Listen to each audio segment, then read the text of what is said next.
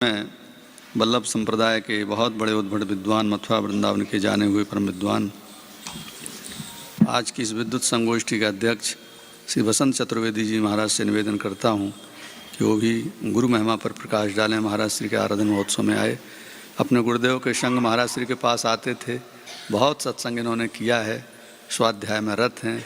ऐसे चतुर्वेदी जी से निवेदन कि अपने भावों के अभिव्यक्ति इस सुनहरे अवसर पर व्यक्त करने की कृपा करें।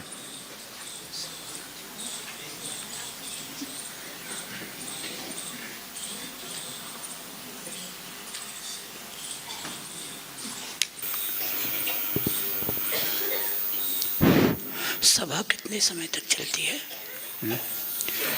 सभा का समय क्या है, कितने बजे तक है? समय 20 मिनट। अच्छा, वैसे अध्यक्ष के लिए समय नहीं, मैं पूछ रहा हूँ, अपने लिए समय नहीं पूछ रहा हूँ। नित्य सभा कितने समय तक चलती है, बस वो पूछ। 11:20 कहने की यत्कीर्तनम यत्स्मरणम यदीक्षणं यद्वन्दनं यच्छ्रवणं यदर्हणं लोकस्य सद्यो विधुनोति कल्मषम् तस्मै सुभद्रश्रवसे नमो नमः। गोविंद जय जय गोपाल जय जय गोविंद जय जय गोपाल जय जय गोविंद जय जय गोपाल जय गोविंद जय जय गोपाल जय जय श्री राधा रमण हरि गोविंद जय जय श्री राधा रमण हरि गोविंद जय जय श्री राधा रमण हरि गोविंद जय जय श्री राधा रमण हरि गोविंद जय जय गोपाल जय जय गोविंद जय जय गोपाल जय जय श्री वृंदावन बिहारी लाल की जय श्री जमुना मैया की गोवर्धन नाथ की नृत्य गोपाल भगवान की आराधन महोत्सव की मन्निकटेव ब्रह्मानंद स्वरूपेण राराजमानाः पूज्यपादाः भगवन्तः स्वामिपादाः श्रीचरणेषु सादरं भूयो भूयो नमस्कृत्य सर्वान् यतिवृन्दान् पुनः पुनः प्रणतिततिपुरस्सरं सर्वान् भक्तजनान् मातरः प्रणम्य किंचित निवेदयामि। देखिए, श्री महाराज जी का अभी भी दर्शन यहाँ विराजमान है, करें तो सहज मुस्कुराहट उनके श्रीमुख पे आपको दिखेगी। प्रायः करके हम देखते हैं ब्रह्मभूत सन्यासी मुस्कुराते नहीं, ऐसे उनके प्रायः करके धीर गंभीर चित्र होते हैं और कुछ और हो जाते हैं गंभीर। महाराज श्री को सदा मुस्कुराते देखा, हमेशा मुस्कुराते ही रहते थे।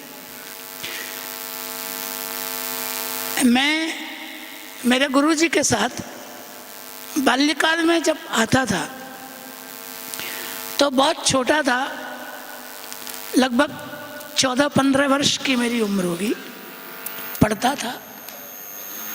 उत्तर मध्यमा में पढ़ता था। और ये सब जितने आप लोग बैठे हैं उससे ज़्यादा तो यहाँ विद्वान बैठे होते थे। और विद्वान भी हमारे जैसे नहीं है। अब तो घोर कलयुग आ गया है कि लोग हमको ही विद्वान समझने लगे हैं। तो अब हम क्या करें? तो हमारी तो स्थिति ऐसी है कि आपको कहें तुलसी गिद्धन के मरे कौवन पायो राज। अब सब बड़े बड़े तो चले गए। तो जिन विद्वानों के हमने दर्शन किए हैं उनके सामने क्या कोई विद्वान होगा? लेकिन अब उनके दर्शन नहीं होते तो लोग हमको ही समझने लगे हैं कि यही विद्वान है। कलयुग का ये प्रभाव है। तो मैं आता था तो हमारा बड़ा मन होता था कि हम कुछ बोलें, पर वहाँ समय ही नहीं मिलता था। हमारे गुरुजी को 10-15 मिनट का समय मिलता था तो हमारी तो कहना ही क्या है, वहाँ कौन चलावे हमारी। तो हमने एक दिन गुरुजी से कहा, गुरुजी हम कुछ बोलना चाहते हैं। बोले तेरी योग्यता है बोलने की, यहाँ बोलेगा तू? तो हमने कहा गुरुजी तो कुछ हमको, तो बोले मंगलाचरण कर लेगा। मैंने मंगलाचरण करने में भी संदेह था उनको, कहीं गड़बड़ न बोल दे। तो कहा कर लेगा, जबकि उस काल में 1 घंटे में मैं 14 अध्याय भागवत का पाठ कर लेता था।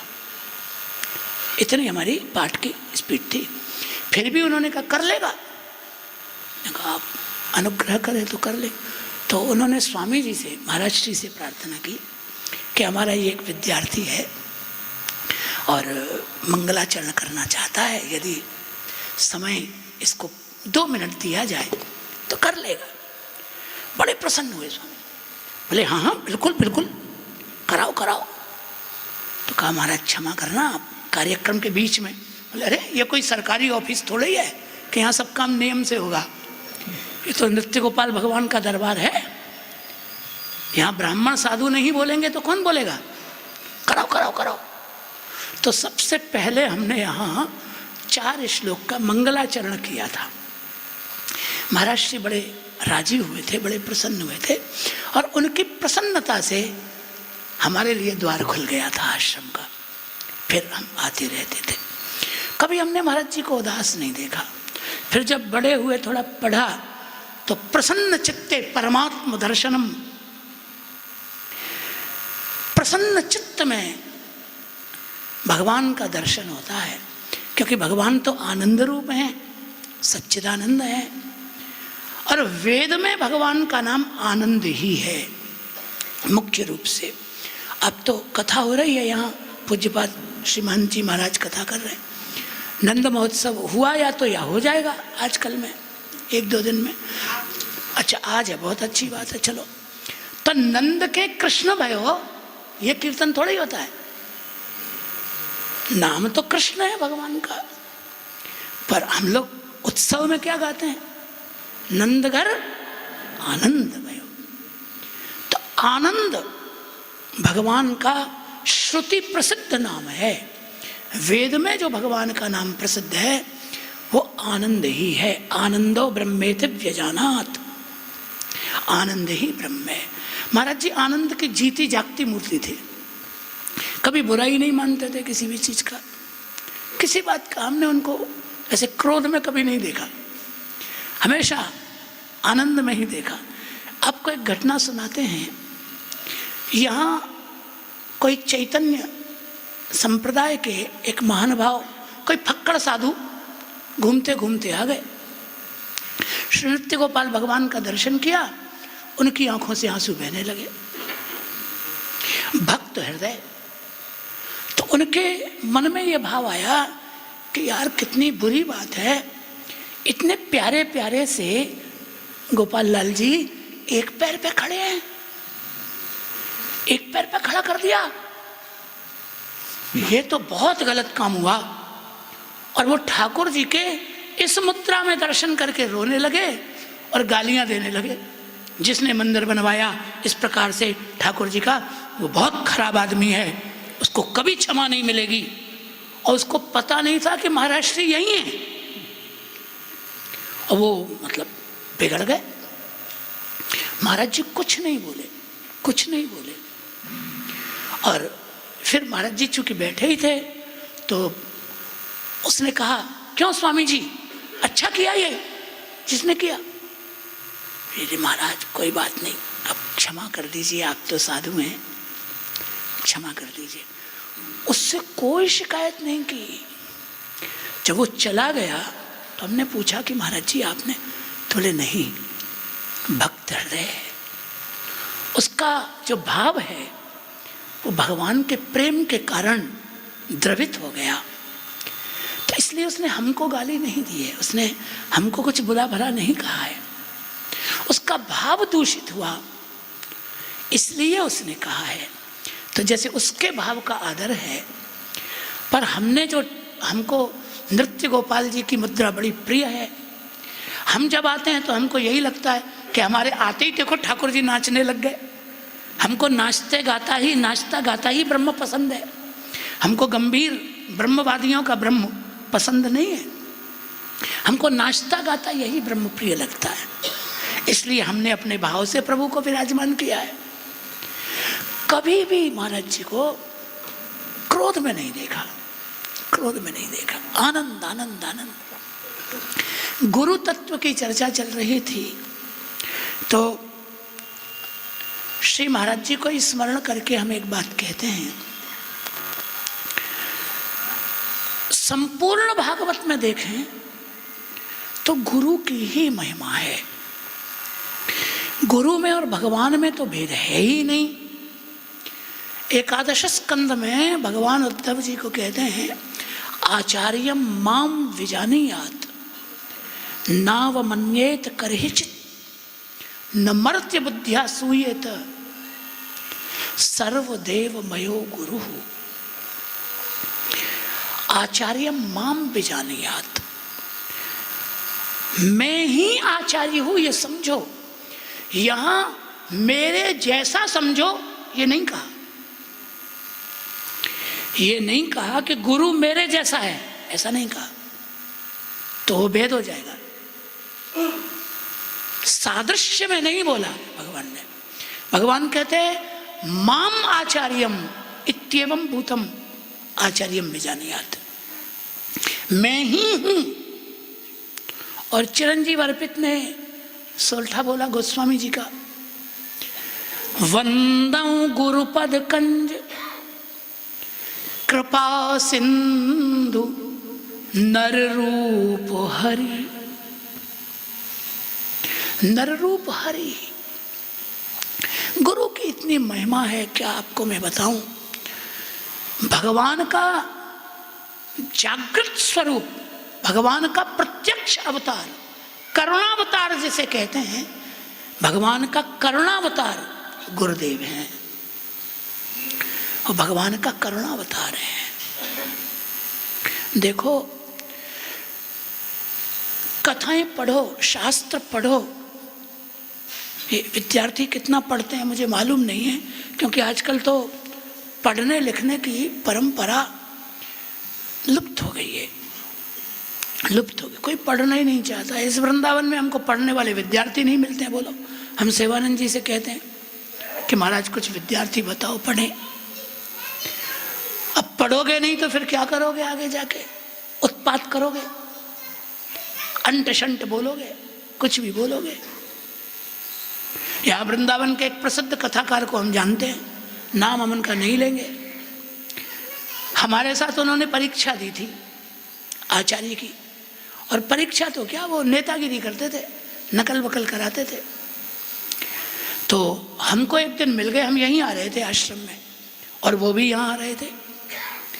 तो हम आगे थे पीछे, तो पीछे से आवाज़ लगाई, अरे चौबे जी चौबे जी चौबे जी। देखा तो एकदम तो हम उनको पहचान ही नहीं पाए, बरसों बीत गए थे। तो फिर हम पहचान गए, तो हमने कहा अरे पंडित जी। तो बोले कहाँ? स्वामी जी के यहाँ। मैंने कहा वहीं जा रहे हैं। तो बोले हम भी चल रहे हैं, चलो चलो।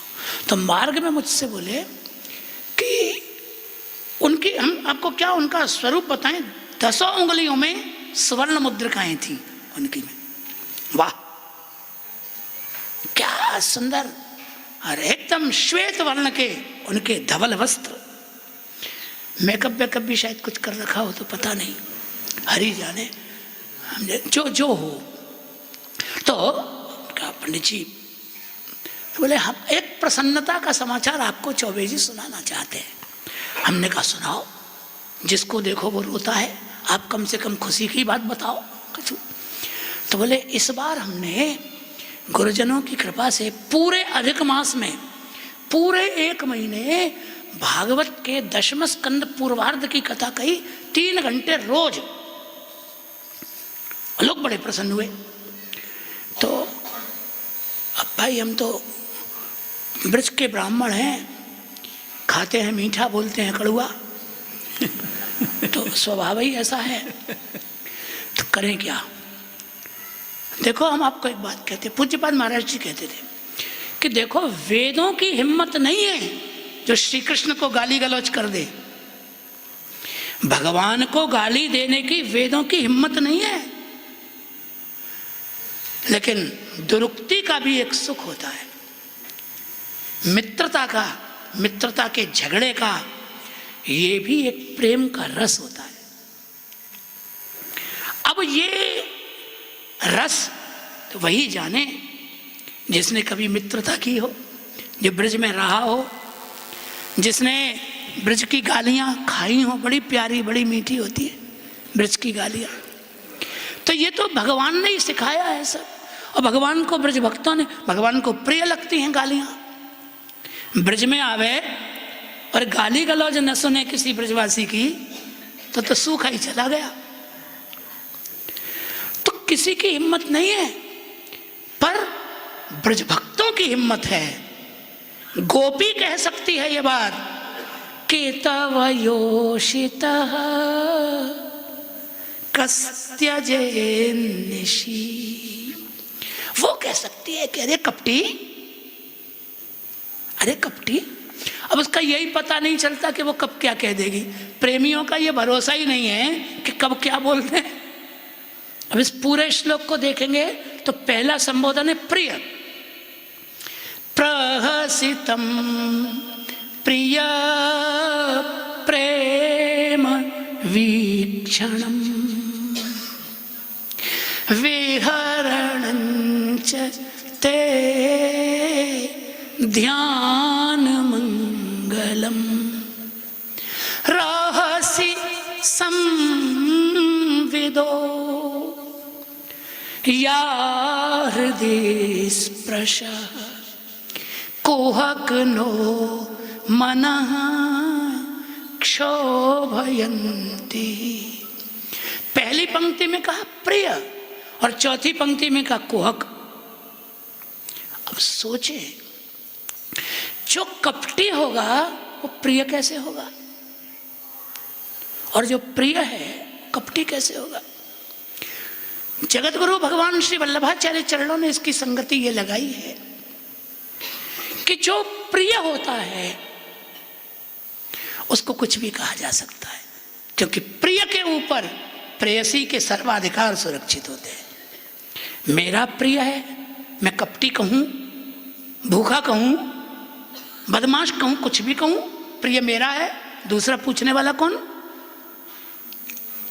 तो अधिकार की भाषा है, गाली गलौज की भाषा है। हमारे ब्रज में तू तड़ाक की भाषा है, जी आप, ये भाषा हमारे यहाँ नहीं है। कृष्ण अपनी मैया को माताजी नहीं कहते थे। तू जननी मन की अति भोरी, तू जननी मन की अति भोरी, इनके कहे पति आयो। मैया से तू कह के बोलते। अरे मैया तू ना जाने। अब आधुनिक कोई व्यक्ति होगा तो वो कहेगा बड़ा असभ्य आदमी है, मैया से तू कह रहा है। अब आजकल तो बच्चे घर में जी आप ऐसे, अब जब बोलते हैं ना तो मुझे ऐसा लगता है कि 2 कोस दूर खड़ा होके बोल रहा है। दिल के पास से बोलो, भाषा प्यार की, अधिकार की भाषा है, हक की भाषा है। हमारा अधिकार, तुम हमारे अपने हो, हम कैसे भी बोले, बनावट की जरूरत क्या है। शिष्टाचार परायों के साथ किया जाता है, अपने के साथ शिष्टाचार नहीं होता। क्वचित गुणों पे दोषस्या, दोषों पे विधिना गुण। कहीं गुण ही दोष होता है, दोष ही गुण होता है। तो कहने का तात्पर्य, वेद भगवान को गाली नहीं दे सकते, पर गोपी दे सकती है। बस यही प्रेम की उच्चता है कि वो कुछ भी कह सकता है भगवान से। भगवान में और उसमें एक ऐसा प्यार का नाता है, कुछ भी कह सकता है। इन ब्रज भक्तों के लिए, इन ब्रज भक्तों के पक्ष में भगवान ने ब्रह्मा जैसे देवता की नाक रगड़वा दी। कथा में आप सुनते होंगे, इंद्र का शीश झुका दिया ब्रजवासियों के पक्ष में। ये मेरे हैं। क्या इंद्र भगवान का नहीं है? क्या ब्रह्मा जी भगवान के नहीं है? सब भगवान के हैं। लेकिन जो प्रेम ब्रज भक्तों ने किया, प्रेम का स्वभाव है, प्रेम पक्षपाती होता है। प्रेम कोई न्यायाधीश का पद नहीं है, वो कोई न्याय के आधार पे, कानून के आधार पे नहीं चलता, वो पक्षपाती है। और इसीलिए तो कृष्ण के मस्तक पर ही मयूर पक्ष है। भगवान ने पहले ही सबको बता दिया कि हम पक्षपाती हैं, ब्रजवासियों के पहले ही पंख लगा रखा है। बोले इसलिए हमसे न्याय की उम्मीद मत करना, इनके साथ रहोगे हम तुम्हारे, इनके विरोध में जाओगे तो भाई हम तुम्हारे नहीं हैं।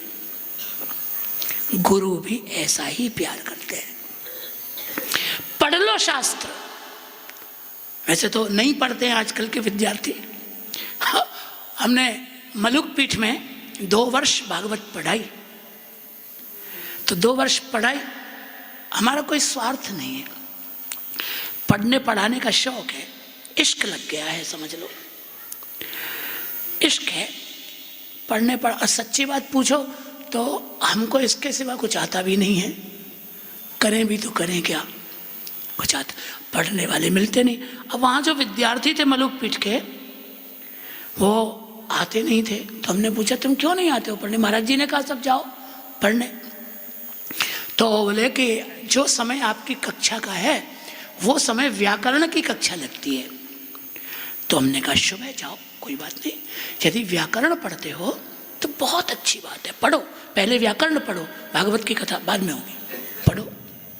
तो हमारी कक्षा में व्याकरण पढ़ रहे हैं ये कह के चले जाते थे, नहीं आते थे। और जब कभी आ जाते थे तो हम उनसे पूछते थे व्याकरण की कोई बात, कहाँ चल रहा है पाठ? यहाँ चल रहा है गुरुजी। तो कुछ पूछते थे तो बताते नहीं थे, इसका मतलब व्याकरण भी नहीं पढ़ते थे। तो हमने वहाँ के गुरुजी से पूछा, हमने कहा आपके, तो बोले नहीं हमसे तो कहते हैं भागवत की कक्षा में जाते हैं। तो व्याकरण वाले गुरुजी से कह दिया भागवत की कक्षा में जाते हैं, भागवत वाले गुरुजी से कह दिया व्याकरण की कक्षा में जाते हैं, आना जाना कहीं है नहीं। तो वो किसी दूसरे की हानि नहीं कर रहे हैं, वो अपनी आत्मा को ठग रहे हैं, आत्मवंचना कर रहे हैं। तो गुरु की महिमा, सबसे बड़ी महिमा गुरु की क्या है? गुरु भी शिष्य का पक्षपाती होता है। शास्त्र के लिए बताया गया, शास्त्रम दीपवत, शास्त्र दीपक की तरह है। जैसे दीपक प्रकाश करता है, तो शास्त्रम दीपवत प्रदर्शकम भवति न तो प्रवर्तकम। शास्त्र प्रदर्शक होता है, प्रवर्तक नहीं होता। सरल शब्दों में कहूं तो, क्योंकि पंडितों को भारी भारी शब्द बोलने की जरा आदत ज्यादा होती, सरल शब्द में कहूं तो इसका तात्पर्य है कि दीपक आपको रास्ता दिखा सकता है, प्रकाश में ये बता सकता है कि ये सत्य है, ये असत है, ये रास्ता है, और ये रास्ता नहीं है, ये बता सकता है, लेकिन चलाने की जिम्मेदारी उसकी नहीं है। वो दिखा सकता है, प्रवृत्ति तो देखने वाले को खुद को ही करनी पड़ेगी। चलना हमको खुद ही पड़ेगा, चलाएगा नहीं दीपक, दिखा देगा कि यहाँ ये रखा है, यहाँ ये रखा है, संभल के चलो, ये रास्ता है, ये रास्ता नहीं है, दिखा देगा। चलना तो खुद को ही पड़ेगा। और यदि आप कोई कुमार्ग पे चले, दीपक नहीं रोकेगा आपको। सूर्य के प्रकाश में आप वेद पढ़ लें, भागवत पढ़ लें या न्यूज़पेपर पढ़ लें, सूर्य को क्या अंतर पड़ता है? तो साक्षी चेता केवल निर्गुणश्च है। तो शास्त्र पढ़ने वाले को की प्रशंसा नहीं करता, न्यूज़पेपर पढ़ने वाले की निंदा नहीं करेगा, और सबको समान प्रकाश देता है। चिरंजीव अर्पित बोल रहा था, और मुझे बहुत सी बातें याद आती है, सुन सुन करके याद आती है। सूर्य अंधकार दूर करता है, ये बात केवल कहने की है, करता नहीं है। अंधकार दूर अपने आप ही हो जाता है। कोई सूर्य से प्रार्थना करे, प्रकट होकर अंधेरा मिटा दो, क्या मूर्खता की बात है। अंधेरा मिटाने की बात तो कहने की जरूरत ही नहीं है। सूर्य प्रकट, देखो हम आपको श्रुति की बात सुनाते हैं। एक बार अंधकार ने सूर्य देव से जाके सूर्य देव की शिकायत ब्रह्मा जी से की। अंधकार गया और ब्रह्मा जी से कहा, सूर्य देव से हम बड़े दुखी हैं। क्या हुआ? तो कहा, हमको रहने ही नहीं देते सूर्य देव, हम जहाँ भी जाएं हमको भगा देते हैं मार के वहाँ से, आप जरा समझाओ। तो ब्रह्मा जी ने सूर्य देव को बुलाया, बोले इधर आओ, क्या बात है? बोले आपकी कंप्लेंट आई है। किसने की? बोले अंधेरे ने की, अंधकार ने आपकी शिकायत की है। सूर्यदेव आश्चर्यचकित हो गए, बोले महाराज हम जब से पैदा भए हैं हमने अंधेरे की सूरत ही नहीं देखी, हम यही नहीं जानते अंधेरा होता क्या है। तो जिससे हमारा परिचय ही नहीं है वो हमारी शिकायत कर रहा है, बड़े गजब की बात है। तो कम से कम शिकायत करने वाले को बुलाओ, हम उसकी सूरत तो देखें, बुलाओ तो सही उसको हमारे सामने। क्यों शिकायत कर रहा है? हम तो जानते ही नहीं उसको। तो ब्रह्मा जी ने अंधकार से कहा, बोले आओ, सूर्यदेव बुला रहे। बोले हम नहीं आएंगे। बोले क्यों? बोले इनके सामने आने से तो स्वरूप ही नष्ट हो जाएगा हमारा। तो ब्रह्मा जी ने कहा, इसका एक ही अर्थ है, सूर्य तुमको भगाते नहीं है, सूर्य के सामने नटकने की बीमारी तुम्हें है, तुम भग जाते हो। सूर्य क्यों भगाएंगे किसी को? तो कृपा सिंधु नर रूप हरि। गुरु में और शास्त्र में क्या बात है कि शास्त्र दीपक की तरह प्रकाश तो करेगा, लेकिन आपको हाथ पकड़ के सही रास्ते पर चलाएगा नहीं। गुरु कैसे होते हैं? दीपवत प्रदर्शको भी भवती प्रवर्तको भी भवती। वो दीपक की तरह तुम्हारे चित्त को ज्ञान के प्रकाश से आलोकित भी करेगा, और यदि तुम गुरु से पढ़े हुए उस ज्ञान मार्ग से कहीं इधर उधर भटकोगे तो हाथ पकड़ के तुमको डांटेगा और तुमको सन्मार्ग पे चलाएगा भी। ये उसकी महिमा। केवल शास्त्र पढ़ के कोई पंडित नहीं होता, गुरु के अनुग्रह के बिना कोई पंडित नहीं हो सकता, कोई नहीं हो सकता। इसीलिए भगवान कह रहे हैं कि मैं ही गुरु हूं, गुरु में मुझ में कोई भेद नहीं है। क्या बताएं आपको? वल्लभ वेदांत शास्त्री में कर रहा था, तब पूज्यपाद महाराज जी को हमने ये बात बताई, बड़े प्रसन्न हुए महाराज। संपूर्ण भागवत में एक स्थान ऐसा आया है जहां गुरु जड़ है और चेला चैतन्य है, आत्मा शिष्य है और शरीर गुरु है। दत्तात्रेय जी के उपाख्यान में आप देखेंगे तो 25वां गुरु शरीर ही है, और 25वें श्लोक में महाराज जी, देहो गुरुर्मम, दत्तात्रेय जी कह रहे, देहो गुरुर्मम विरक्ति विवेक हेतुर बिभ्रत्स्म सत्त्वनिधनं सततार्त्युदर्कम् तत्त्वान्यनेन विमृशामि कियानिहार्थ पारक्यमित्यवसितो विचराम्य संग। दत्तात्रेय जी कहते हैं देहो गुरुर मम, शरीर मेरा गुरु है। बोलो, गुरु जड़ है और आत्मा को चेला बताया, चैतन्य को।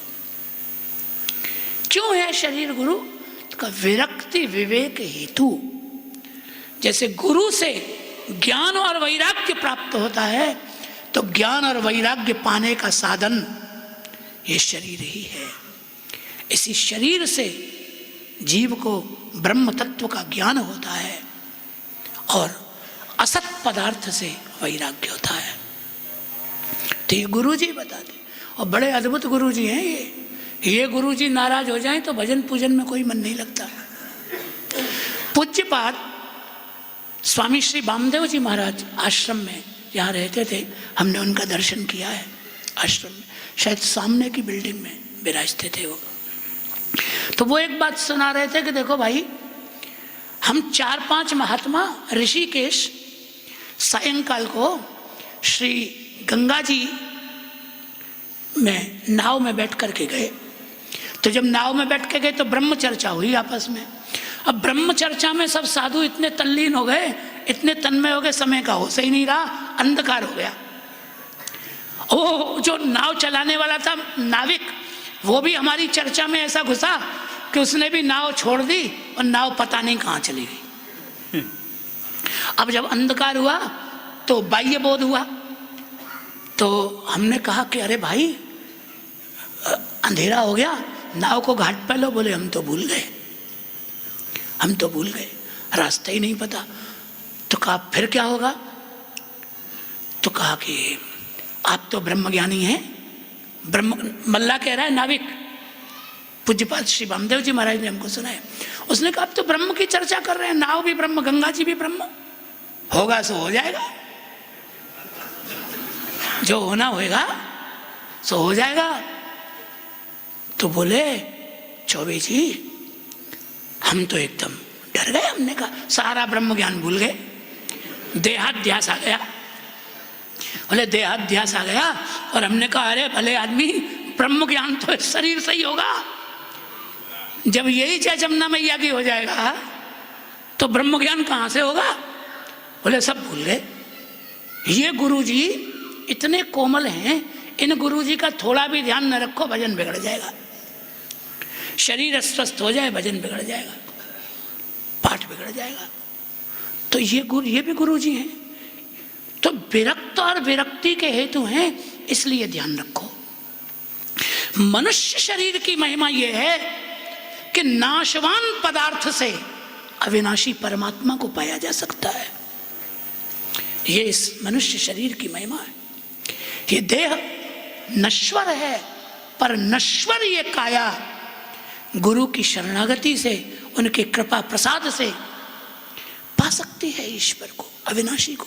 स्वयं भगवान वेद स्तुति कर रहे हैं। भाई देखो, अब हम 2 मिनट ज़्यादा ले गए, 2-5 मिनट, तो कोई बात नहीं, अब एक श्लोक वेद स्तुति का सुना के हम पूरा कर रहे हैं। भगवान वेद कह रहे हैं, विजित ऋषि के वायुभिरदांत मनस्तुरगम यह यतन्ति यन्तुमतिलोलमुपाय किदा व्यसन शतान्विता समवहाय गुरोश्चरणम वणिज इवाज संत्यकृत कर्णधरा जलधौ। श्रुति कह रही है, गुरु महिमा की बात है।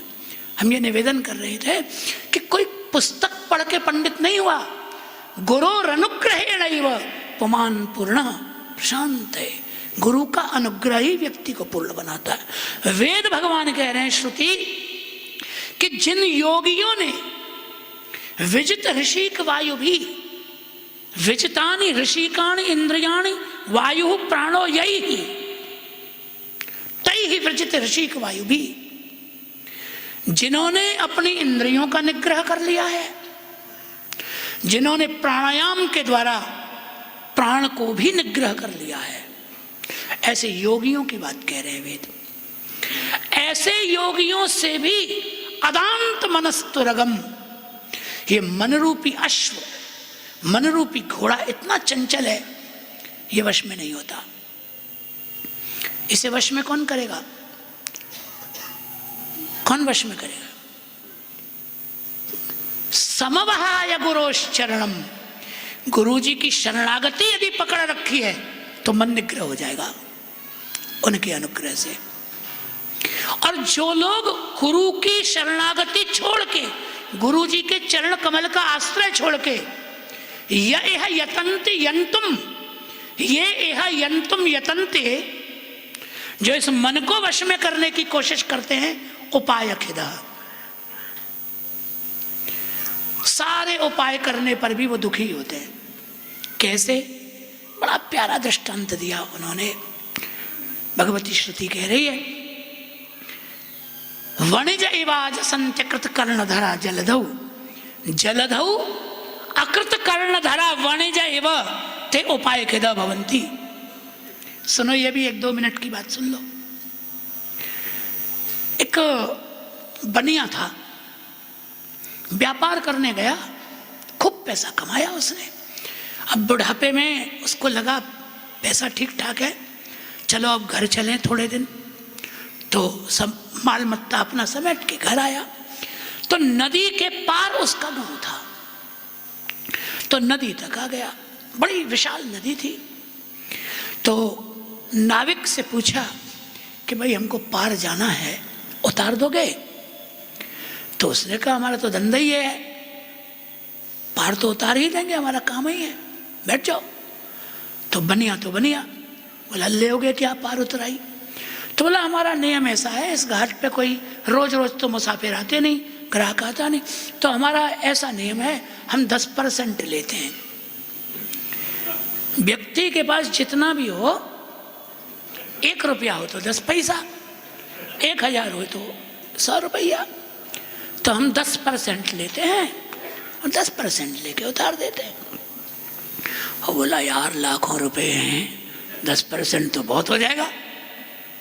तो बोला यार 10% तो बहुत हो गया, तो तुम 2-4% कम दे देना। बोले परसेंटेज में तो बात नहीं बनेगी, परसेंटेज तो बात ही नहीं बनेगी। तो उसने कहा भाई हम बिना परसेंटेज के तो नहीं ले जाएंगे। तो बनिया तो ठहरा बनिया, बोला एक बात बताओ। उसने सोचा कि मल्ला करता ही क्या है, सब जो कुछ करना है वो तो नाव ही करती है, बस केवल बल्ली उठा के पानी को काटता ही तो है, ये तो हम भी कर सकते हैं, हम ही बल्ली चला के पार हो जाए, उसमें क्या है, कलाकारी थोड़ी है कोई। काम तो पार उतारना तो नाव का काम है, मल्ला तो केवल थोड़ा पानी तो काटता है। अरे नाव इस घाट नहीं लगेगी, थोड़ी दूर लग जाएगी, चले जाएंगे, क्या है। तो उसने कहा एक बात बताओ भाई, हम खुद ही नाव चलाते हुए ले जाएं, नाव का किराया क्या लोगे? बोले कुछ नहीं, इतनी हमारी उदारता है कि नाव तुमको फ्री में दे दी, खुद पार हो सकते हो तो हो जाओ, लो नाव पकड़ो, हो जाओ पार। बनिया बड़ा खुश हुआ कि नाविक को मूर्ख बना दिया, बैठ गया नाव में, सब रख लिया। और जब नाव चलाने लगा तो 10-5 कदम तो कुछ नहीं, मध्य धार में जब पहुंचा, प्रवाह बहुत तीव्र था, नाव एक भंवर में फंस गई। अब कभी जिंदगी में नाव चलाई तो थी नहीं, अब भंवर में फंसी हुई नाव कैसे निकाली जाए, कुछ अता पता नहीं, कुछ मालूम ही नहीं। अब उसको लगा कि 10% तो बहुत कम था यार, दे दिया होता तो 100% ही जाएगा, ये तो अब तो करें क्या। तो अब उसको लगा कि फंस गए। नाविक बुद्धिमान था, और 10% तो कुछ भी नहीं, जिंदगी जा रही है पूरी, सारा धन भी गया, सब गए तो मर गए। लेकिन अब किया क्या जा सकता है, आवाज लगावे तो नाविक तक पहुंचे नहीं। परिणाम क्या हुआ कि धन और वैश्य सहित वो नाव डूब गई। मर गया व्यक्ति जो था, सब नष्ट हो गया। कर्णधार गुरु, इस शरीर को यदि नाव मान लें तो गुरुदेव इस संसार सागर में इस नाव को चलाते हुए कैसे पार होना है, उस नाविक का सहारा तो लेना ही पड़ेगा। इस संसार सागर में काम का भंवर, क्रोध का भंवर, लोभ का भंवर, पता नहीं कितने भंवर पड़े हुए हैं। गुरुदेव जानते हैं कि इन भंवरों से नाव कैसे निकाली जाती है, जीव को कैसे पार किया जाए, काम क्रोध लोभ, उनको पता है, उनका अनुभव है। वो कृपा सिंधु हैं, नररूप हरि हैं, वो कर सकते हैं। तो कितना मांगते, बोले 10% दे दो। 10% का मतलब क्या हुआ कि तुम्हारी जितनी उम्र है कम से कम उस उम्र का 10% तो मेरे संग में बिताओ। 10% तो जो गुरु जी की सेवा में, थोड़ी देर तो बैठो। शिष्य तो हैं, पास नहीं बैठना चाहते, सत्संग नहीं करना चाहते। तो जो गुरुदेव को कुछ प्रतिशत देना ही नहीं चाहता, उसके डूबने की पक्की पक्की गारंटी है। उसकी जिम्मेदारी कौन लेगा? कोई नहीं ले सकता। इसलिए कृपा सिंधु नररूप हरि, बस जो कुछ करते हैं वे ही करते हैं। और हम आपको सच कहते हैं, निज अनुभव अब कहूं खगेसा। जैसे काकभूषुंडी जी की बात है, ऐसे मैं आपको अपनी बात कहता हूं। ये अनुभूत बात है, मेरी अपनी अनुभूति है। यदि हमारे गुरु जी का आशीर्वाद ना होता ना, तो हमको यहाँ एंट्री भी नहीं मिलती। बड़े बड़े पंडित तरसते थे महाराष्ट्री का निकटता प्राप्त करने को। महाराष्ट्री क्या कोई सामान्य महापुरुष थे? हमारे जैसे छोटे मोटे विद्यार्थी क्या उनके पास बैठने के लायक थे? हमारी कोई योग्यता नहीं थी, पर पीछे गुरु जी का हाथ था। इसलिए जब भी आते थे गुरु जी कहते थे, मनोहरलाल जी का, शास्त्री जी का शिष्य आया है। अरे अच्छा, शास्त्री जी का, आओ आओ। तो गुरु जी के नाम से एंट्री हो जाती थी। तो जहां आप पहुंच नहीं सकते वहां गुरुदेव पहुंचा देते हैं। और गुरु की कृपा हो, सबकी कृपा है। हमारे गुरु जी की कृपा थी, महाराज जी की भी हमारे ऊपर बड़ी कृपा थी। उनकी कृपा से हमने महाराज जी को पाया। जो कुछ भी पाया है सब उनकी कृपा से पाया है। ये अनुभूति की बात है। कोई योग्यता नहीं है, कुछ भी नहीं है, नहीं विद्या, नहीं बाहुबल, नहीं खर्चन को धाम, कोई योग्यता ही नहीं है। ये तो हम आपसे पहले कह चुके हैं कि तुलसी गिद्धन के मरे कौवन पाए। और आज तो हम कोई ज़्यादा, मैं पढ़ा लिखा नहीं हूँ और आपको सच बात बता रहा हूँ, हम कोई इतने बड़े विद्वान भी नहीं हैं, हमको कुछ ज़्यादा नहीं आता है। लेकिन हमने गुरु जी का आशीर्वाद लिया है, उनके चरणों में बैठे हैं बस थोड़ी देर, और बस बैठने से ही जो मिला है वो मिल गया। हमने कुछ भी नहीं किया। गुरु यदि दान करना चाहे तो विद्या दान होती है। गुरु धनी है, विद्या धन है।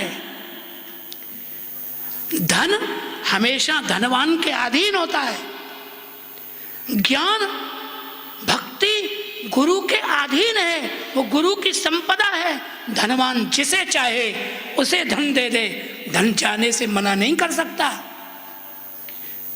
इसी प्रकार गुरु जिसको भक्ति दे दें, भक्ति को वहां होना ही होता है, ज्ञान को वहां होना ही पड़ता है, क्योंकि समर्थ गुरु का दिया हुआ ये दान है। तो उनका प्रसाद पाओ बस, और कुछ नहीं। कुछ आपसे बने, करो बहुत अच्छी बात है, करो तो बहुत अच्छी बात है, न करो तो भी कोई बात नहीं। केवल शरणागति के भाव से केवल बैठे रहो, बस केवल बैठे रहो। ठाकुर जी की नजर आप पे अपने आप ही पड़ जाएगी, गुरुदेव की नजर पड़ेगी, श्री हरि की नजर में ही हो आप, भगवान की नजर में ही हो। इस बात का विश्वास रखो। बहुत समय हो गया, और अध्यक्ष के साथ तो एक बड़ा संकट और होता है। कई लोग जो बेचारे 2-3 घंटे से बैठे, वो ये भी सोचते हैं कब इससे पिंड छूटेगा, ये कब चुप होगा, कब हम जाएंगे। तो कोई भीतर भीतर ऐसे भी सोच रहा हो कि यार इसको तो कोई काम धंधा है नहीं, सबसे देर में तो आया और आके बिखर गया। हम इतनी देर से बैठे हुए, तो कोई बात नहीं, झेल लो भैया थोड़ा सा हमको भी। आप तो सब उदार हैं, तो अपनी उदारता से थोड़ा समय ज़्यादा ले लिया तो क्षमा कर दीजिए, कोई बात नहीं है। और बस इतना ही कहना है, अधिक तो क्या कहें। 2 बार फिर भगवान नाम ले लें।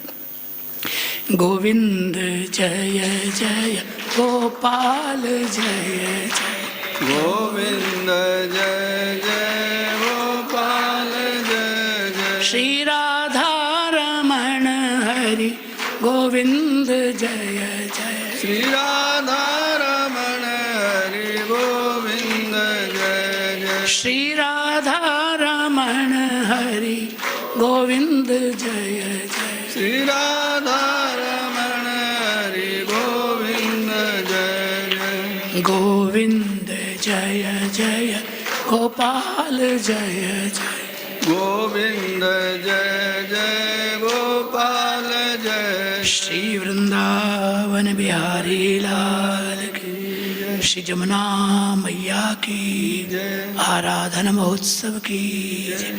पूज्यपाद श्री स्वामी जी महाराज की जय। श्री कृष्ण। बोलो सद्गुरुदेव भगवान की जय। आराधन महामहोत्सव की जय। हमारे परमादरणीय श्री अध्यक्ष जी ने बहुत सुंदर अपने भाव के व्यक्ति महाराज श्री के चरणों में की, बारंबार उनको वंदन, सभी भक्तों को अभिनंदन। हमारे परमादरणीय आश्रम के अध्यक्ष स्वामी श्रवणानंद सरस्वती महाराज, डॉक्टर स्वामी